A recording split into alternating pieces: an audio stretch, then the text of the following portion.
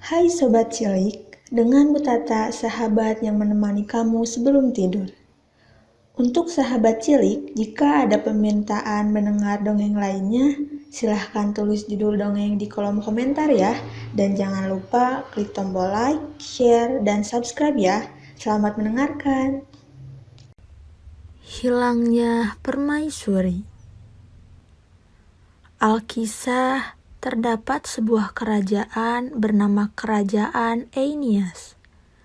Kerajaan Aeneas dipimpin oleh seorang raja yang sangat disiplin, cermat, dan teliti dalam segala hal, yaitu Raja Agatho. Sang raja mempunyai seorang putri bernama Putri Azahra. Putri Azahra tumbuh menjadi gadis yang sangat pandai. Ia berguru sampai ke negeri yang sangat jauh. Telah lama sang putri berada di negeri itu. Dia jadi merindukan ayahnya dan negeri Aeneas. Akhirnya, Putri Azahra memutuskan untuk pulang ke negerinya. Pada siang yang cerah, sampailah Putri Azahra di kerajaan Aeneas. Ia disambut dengan berbagai macam hiburan. Sang raja yang sudah sangat merindukan putrinya itu menjadi sangat bahagia. Putrinya yang tersayang akhirnya kembali setelah sekian lama berguru di negeri lain. Pesta berlangsung cukup lama dan sangat meriah. Namun pada saat itu, tak ada satupun yang menyadari bahwa sang permaisuri telah pergi dari istana. Permaisuri tidak menyukai pesta yang berlebihan, karena itulah ia memilih untuk pergi. Ketika hari sudah malam, barulah raja menyadari bahwa sang permaisuri tidak ada di istana. Namun raja berpikir bahwa permaisuri sedang bersama Putri Azahra. Raja pun langsung beristirahat karena sudah terlalu lelah. Raja terbangun dari tidurnya ketika mendengar suara ayam yang berkokok. Ia pun bergegas menuju kamar putrinya. Betapa terkejutnya sang raja ketika sang ratu tak ada di kamar putrinya. "Anakku, di manakah ibundamu sekarang?" tanya Raja Agatho. "Aku tidak tahu, ayah. Sejak semalam aku tak melihatnya," jawab Putri Azahra. Raja sontak kaget. Ia langsung mengutus pengawal untuk mencari sang permaisuri. Raja juga membuat sayembara. Barang siapa menemukan sang permaisuri, maka ia akan mendapatkan separuh harta kerajaan. Namun ternyata tak ada yang mampu menemukan permaisuri. Pikiran raja menjadi kacau. Ia terus-menerus memikirkan sang permaisuri. Putri Azahra yang tak tega melihat keadaan ayahnya, segera menghibur ayahnya. "Kita berdoa saja kepada Tuhan, ayah. Aku yakin Tuhan akan mengembalikan ibunda ke istana," ucap putri. Benar saja, beberapa hari kemudian, sang permaisuri kembali ke istana. Permaisuri pun meminta maaf karena pergi tanpa pamit. Raja, permaisuri, dan putri pun berpelukan dengan amat bahagia. Pesan moral dari dongeng ini adalah selalu doakan orang-orang yang kita cintai, karena doa adalah salah satu hadiah untuk orang-orang yang kita cinta.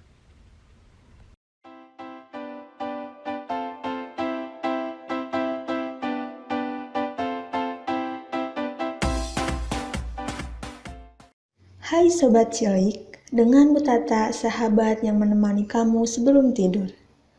Untuk sahabat cilik, jika ada permintaan mendengar dongeng lainnya, silahkan tulis judul dongeng di kolom komentar ya. Dan jangan lupa klik tombol like, share, dan subscribe ya. Selamat mendengarkan. Katak yang bermulut besar. Di sebuah tepi desa, terdapat kawanan rubah yang sedang bermain dengan binatang lainnya. Mereka terlihat senang menikmati indahnya senja. Mereka bahkan tidak sadar akan kehadiran seekor katak di tengah mereka.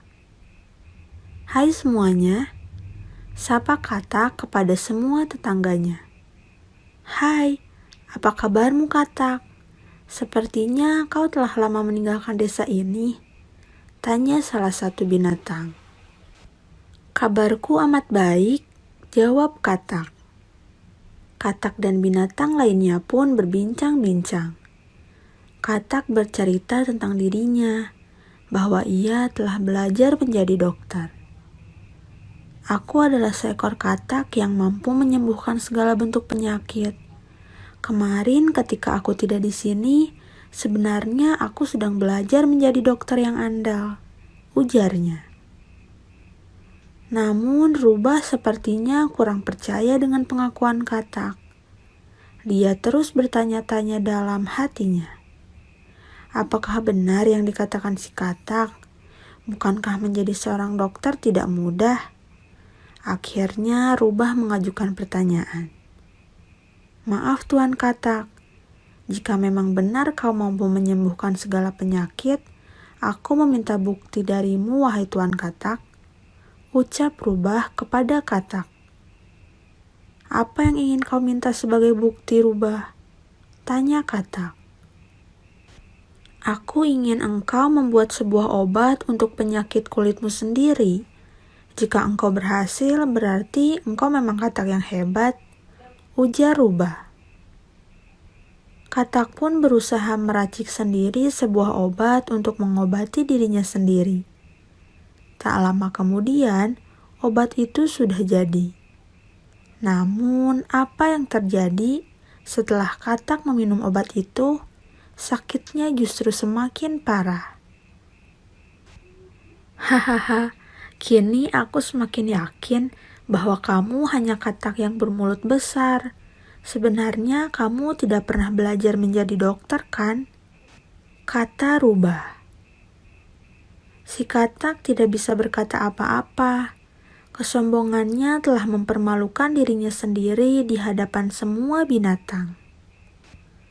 Pesan moral dari dongeng ini adalah, jangan pernah berbohong untuk mengakui hal-hal yang sebenarnya kamu tidak bisa. Suatu saat kamu akan mempermalukan diri sendiri jika ternyata apa yang kamu katakan tidak terbukti.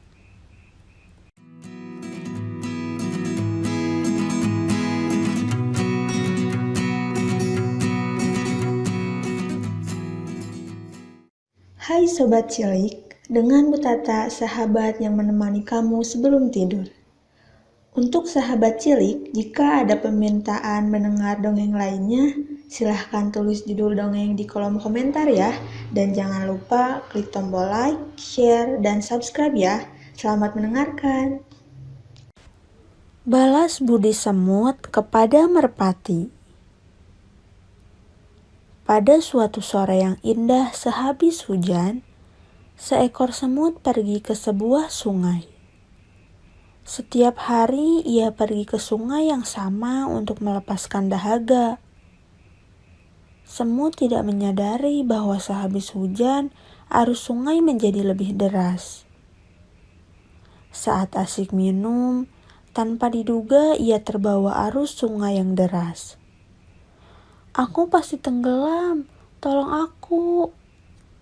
Semut berteriak ketakutan. Tapi suaranya kecil, hingga tidak ada orang yang mendengarnya.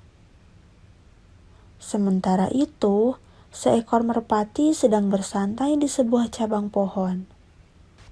Kebetulan ia melihat semut yang sedang berusaha menyelamatkan diri dari aliran sungai yang deras. Merpati merasa kasihan. Ia pun memetik selembar daun dengan paruhnya dan menjatuhkannya ke dekat semut di sungai. Semut segera naik ke daun itu. Ia mengambang di daun itu sampai akhirnya arus membawanya ke pinggir sungai. Selamatlah nyawa si semut. Ia berterima kasih pada merpati. Terima kasih merpati yang baik, kau telah menyelamatkan nyawaku, katanya. Tapi tentu saja merpati tidak mendengar suara semut yang kecil. Beberapa hari setelah kejadian itu, merpati sedang bertengger di dahan yang sama. Ia tidak menyadari ada seorang pemburu yang hendak menembaknya. Ketika pemburu itu hampir menembakkan senapan, semut menggigit kaki sang pemburu. Pemburu berteriak kesakitan dan menjatuhkan senapannya. Teriakan pemburu mengagetkan merpati yang langsung terbang menyelamatkan diri. "Terima kasih semut," kata merpati. Semut mendengarnya dan ia senang bisa membalas budi pada merpati. Pesan moral dari dongeng ini adalah, jadilah anak yang pandai membalas budi. Jika kamu ditolong orang lain, ingatlah bahwa kamu juga harus menolong orang lain. Ingat pula, jika kamu mendapat pertolongan, jangan lupa mengucapkan terima kasih.